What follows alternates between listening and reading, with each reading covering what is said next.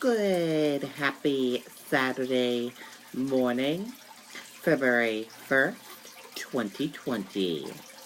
I'm Riley King, and welcome to the Riley King Newscast, right here on the Riley King Network. We have a lot of news to get to this Saturday morning, so let's begin. First up, ex-bank manager gets 2 years in prison for stealing thousands from elderly client. Take a photo and look at this ex-bank worker.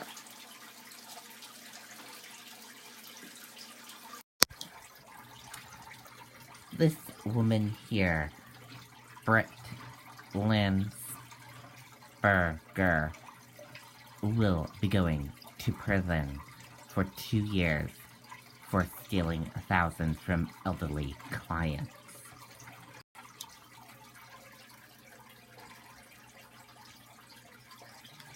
A New Hampshire woman was sentenced to at least 2 years in prison Friday after pleading guilty to charges she stole from an elderly client, according to the Office of New Hampshire Attorney General.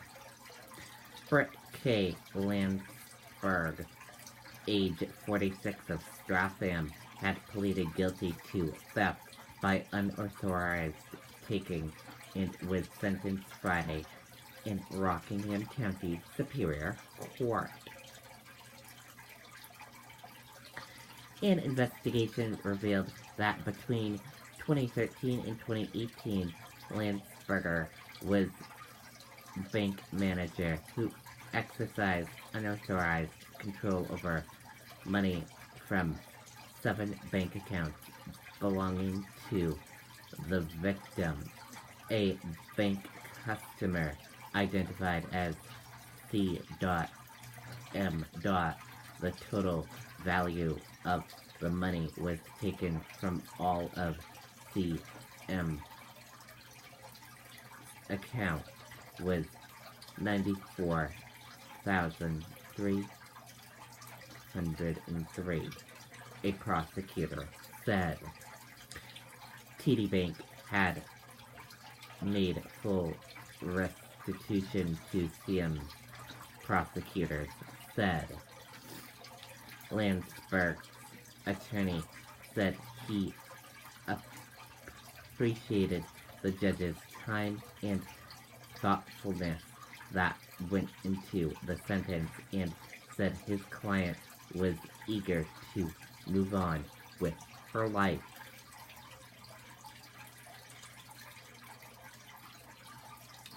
New Hampshire Lottery says sports betting brought in $1.2 million in net profit in first month. Let's take a listen to that video from WR News 9, Gene Mackin.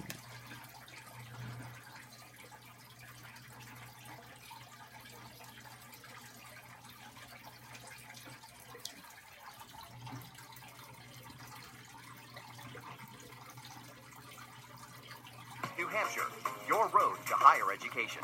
At Whitelands Community College, I am working with underserved students planning for college. There was not a single course that I took that was all for naught. Every single bit of it was helpful. I've been involved in research. I have a job on campus. I'm involved in clubs. I've had internship experiences, everything. I had a child between my 2 degrees, and I wanted to stay local. It's great for all of us if graduates stay here in New Hampshire.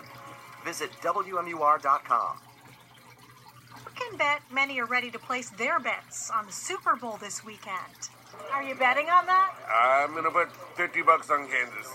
I'm going to go for the 49ers this year. Garoppolo, he's an old Patriot. And you're going to place your bet online? Yeah, I'm going to do $75 on 49ers. The Super Bowl is expected to be a big winner for the New Hampshire Lottery. 1 month ago, it teamed up with DraftKings to launch online and mobile sports betting. Since then, more than 29,000 users registered in New Hampshire, wagering more than $17 million.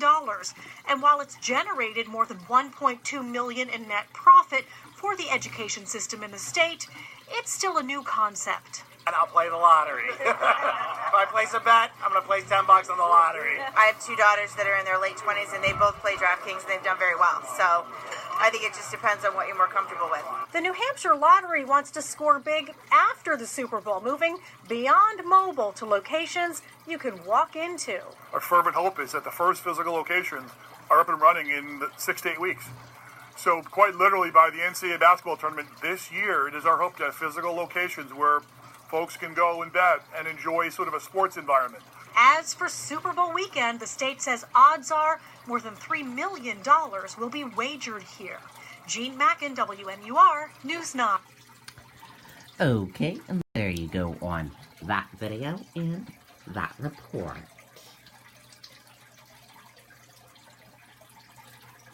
Hundreds gather for wake for fallen police officer Katie Thine, killed during traffic stop in Virginia. Let's take a listen to the video from WMUR News 9, Mike Cronin.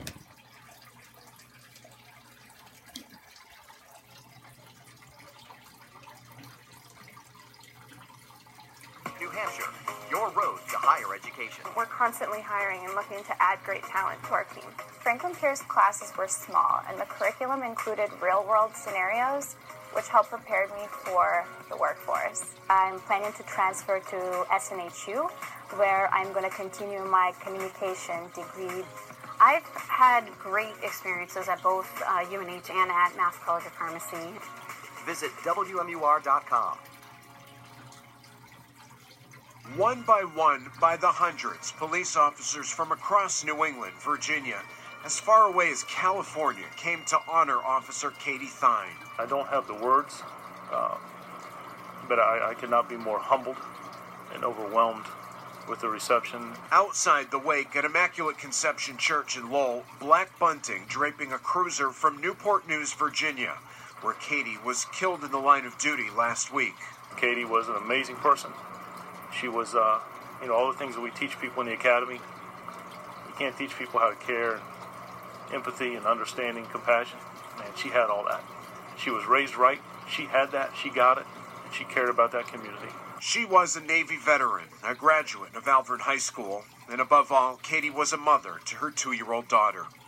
Her death, a heartbreaking loss for the many communities she touched. There are dangers in this profession. There is no doubt. Katie knew that.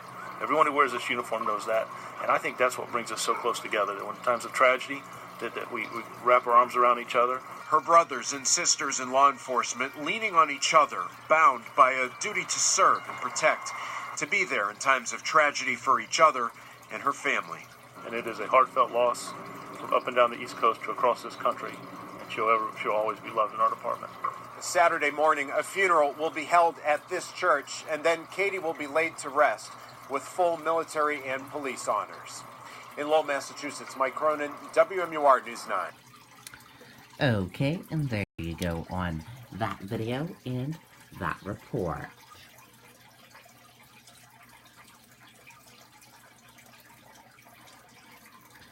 Pond Hockey Classic underway despite recent mild weather. Organizers say ice didn't firm up as quickly as normal. Let's take a listen to that video from WMUR News 9, Jennifer Crompton.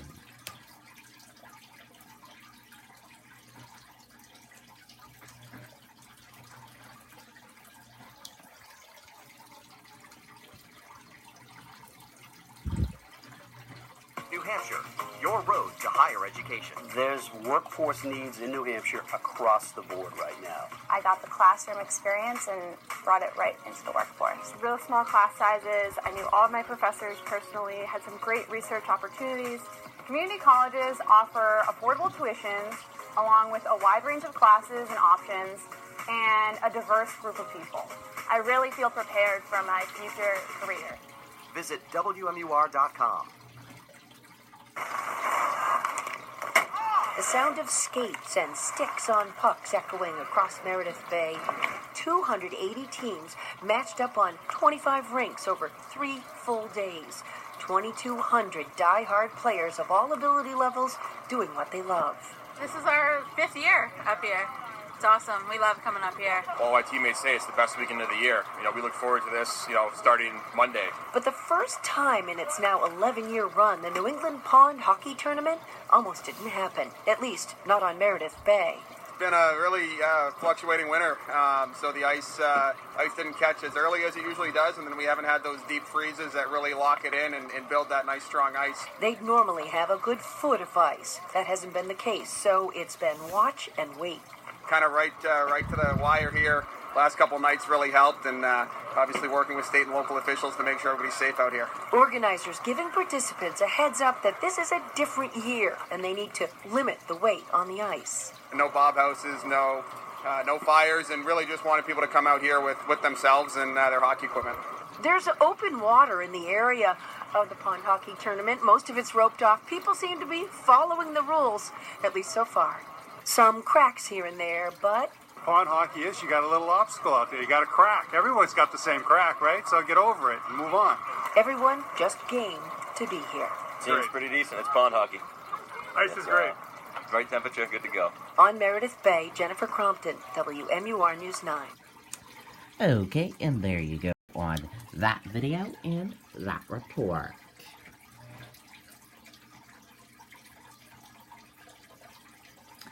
Body cam footage shows DWI arrest of Merrimack County Sheriff. Video shows Hilliard undergoing sobriety tests. Let's take a listen to that video from WMUR News 9, Tim Callery.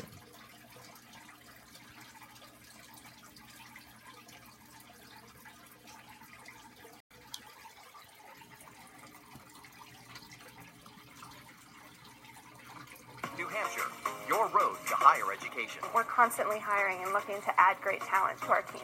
Franklin Pierce classes were small, and the curriculum included real-world scenarios, which helped prepare me for the workforce. I'm planning to transfer to SNHU, where I'm going to continue my communication degree. I've had great experiences at both UNH and at Mass College of Pharmacy. Visit WMUR.com. August 9th, 2019, 6:24 p.m. Merrimack County Sheriff Scott Hilliard pulls into the parking lot of the 99 restaurant in Tilton. Moments later, a Tilton police officer arrives on scene after the department received a 911 call reporting an erratic driver. They're all over the road. I'm not really sure if they're drunk, but they've swerved off into the breakdown lane twice now. And then towards the yellow a couple times too. The responding officer makes contact with Hilliard as he returns to his car from the restaurant.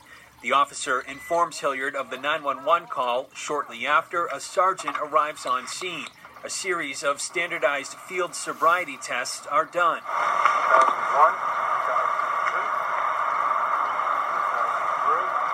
The responding officer says Hilliard admitted to him he was driving, something Hilliard later denies to the sergeant. How did you get here if you weren't driving? Somebody drove you. Who drove you? A breathalyzer test is then given. So you're a .216, okay, which is extremely intoxicated. Earlier this month, Hilliard was found guilty of aggravated driving while intoxicated. He was sentenced to 70 days in the Belknap County House of Corrections with 12 days suspended. And now News 9 has also learned that the New Hampshire Attorney General's office has sent a request to the Merrimack County Board of Commissioners asking it to conduct an investigation into whether or not Hilliard should be added to the Lori's list, which is essentially a list of police officers that may have credibility issues in court. Tonight, the board tells us it is hoping to meet with the AG's office sometime next week. Reporting live in Nashua, I'm Tim Callery, WMUR News 9. Okay, and there you go on that video and that report. Voters in Iowa face big decision with days until caucus. Let's take a listen to that video from WMUR News 9, Adam Sexton.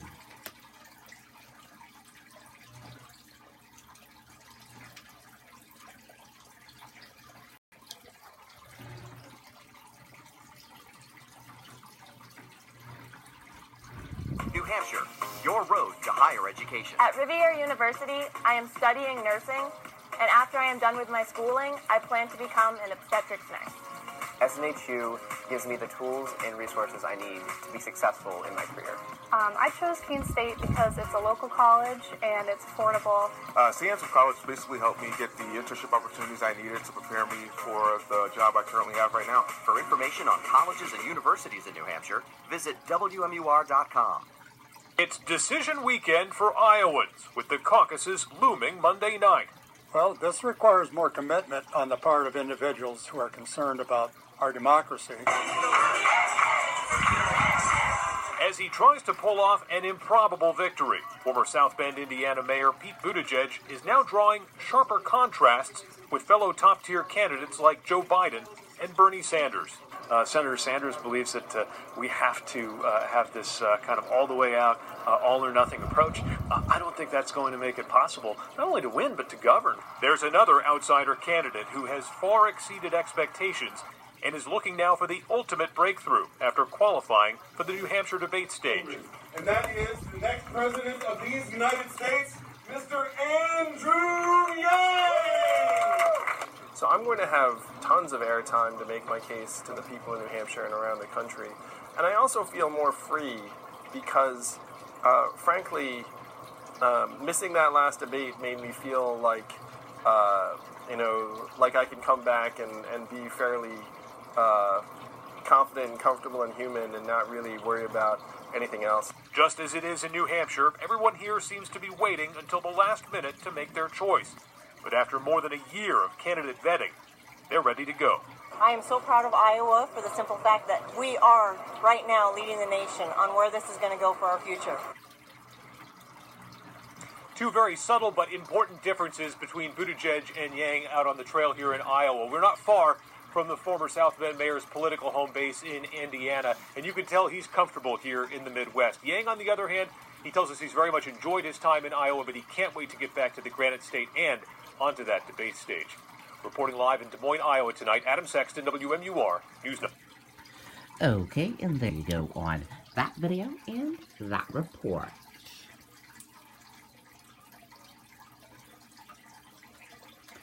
Patrick visits Concord Mosque as New Hampshire campaign swing continues. Islamic Society of Greater Concord says visit is first from presidential candidate. Let's take a listen to that video from WMUR News 9, Mike Cherry.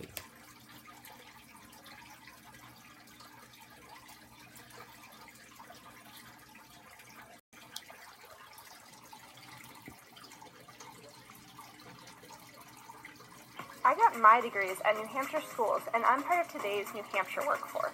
We're competing for young talent like never before, and local colleges and universities are working together to gear up New Hampshire. From incredible workforce programs at our community colleges to advanced degrees at four-year schools, we have it all right here. We're losing young people to employers in other states, but our state is one of the best places to work and raise a family. This is all about the future. Let's work together. Let's gear up our workforce and keep our best and brightest in New Hampshire. Song of Prayer, Imam Mustafa focused on peace for his sermon. Imagine, my dear brothers and sisters in Islam. But this was no ordinary moment of prayer. In attendance, former Massachusetts Governor Deval Patrick. Today's visit, a first by a presidential candidate at the Islamic Society of Greater Concord. You know, I'm running to be president of everybody. The mighty and the meek. For us, it's a blast, especially like media.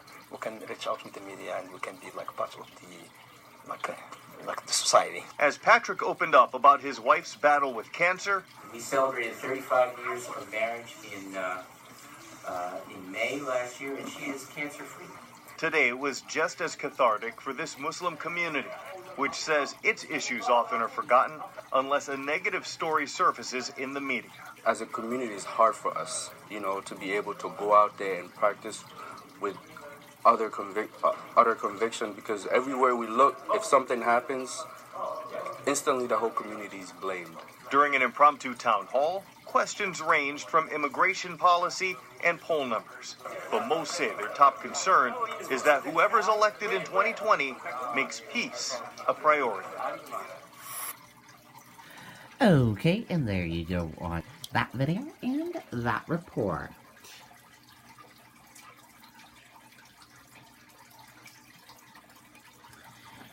Senate Democrats push for new witness voted down.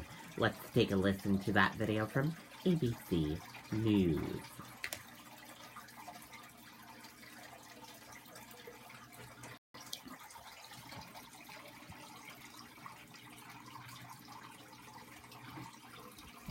With David Muir. Good evening. It's great to have you with us here on a very busy Friday night, and we begin with the breaking news in the impeachment trial of President Trump. The Senate voting just a short time ago, defeating a motion to call witnesses. There will be no witnesses. John Bolton will not be heard in the Senate. All eyes have been on 4 moderate Republicans, but the Democrats' hopes of witnesses first dimming when Tennessee's Lamar Alexander said he would vote no on witnesses, but saying what the president did was inappropriate, but not impeachable.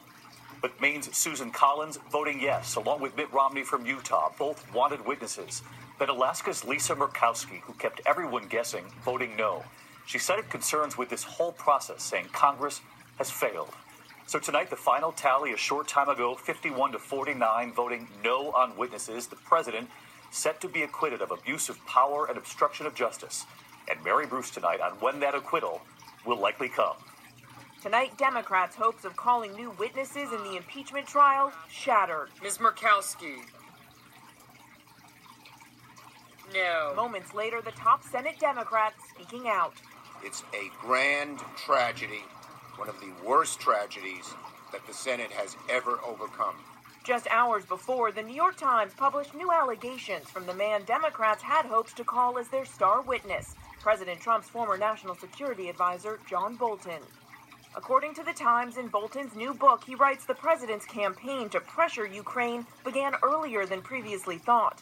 Bolton describing a May Oval Office meeting with President Trump, his personal lawyer Rudy Giuliani, acting chief of staff Mick Mulvaney, and White House counsel Pat Cipollone, who's currently leading the impeachment defense. Bolton reportedly claims the president urged him to call the new president of Ukraine and push him to meet with Giuliani. Bolton says he never made that call. The president today said that meeting never happened, and Giuliani accused Bolton of lying to sell his book. But Democrats seized on the report to launch a last-ditch appeal to allow Bolton to testify, pointing to polls showing 3 out of 4 Americans want to hear from witnesses. The witnesses the president is concealing will tell their stories.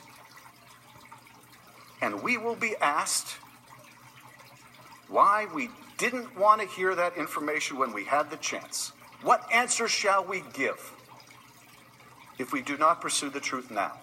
Ms. Collins. But at the end of the day, only 2 Republicans voted to call witnesses, Senator Susan Collins of Maine, Mr. Romney, aye, and Mitt Romney of Utah. Alaska Senator Lisa Murkowski, who kept everyone guessing for weeks, voted no, blaming the process, saying it was rushed and flawed. Adding, as an institution, the Congress has failed. Senator Lamar Alexander of Tennessee, another holdout, also voted no, saying there is no need for more evidence to prove something that has already been proven. But Alexander also criticized the president. This is an inappropriate act by a president. The remedy for that is the election. The top Democrat in the Senate says without witnesses, the president's acquittal will be meaningless. The Democratic leader has made very clear that he doesn't feel that this will be a true acquittal because it wasn't a fair trial. Well, I think I can live with his criticism. It wasn't a fair process. But again, those deciding votes tonight, Lisa Murkowski and, of course, Lamar Alexander, both voting no to witnesses. They needed them, the Democrats did, in order to get witnesses before the Senate, and in particular, John Bolton. Let's get to Mary Bruce. She's live on the Hill tonight. And, Mary, the Senate is now preparing to acquit President Trump. The president had wanted this before the State of the Union on Tuesday, but tonight you're learning that vote won't happen until Wednesday?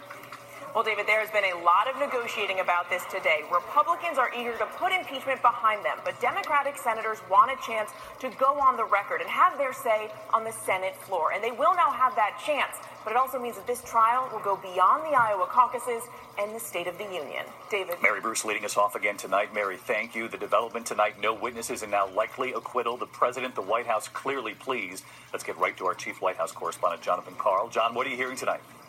Well, David, the White House, the president's legal team fought hard to prevent witnesses, and they prevailed. They're obviously happy about that and looking forward to the final vote next week, which the president will certainly call an exoneration. The bottom line from the president's advisors, they say that he is eager to put this behind him. David? Jonathan Karl, Mary Bruce, our entire team in Washington, we thank you tonight. Okay, and there you go on that video and that report. And that does it for this morning edition of the Riley King Newscast right here on the Riley King Network. I hope you all have a great rest of your day, and I'll see you back here later on today for another newscast. And I'll have a news report coming up in a little bit. Bye, everyone.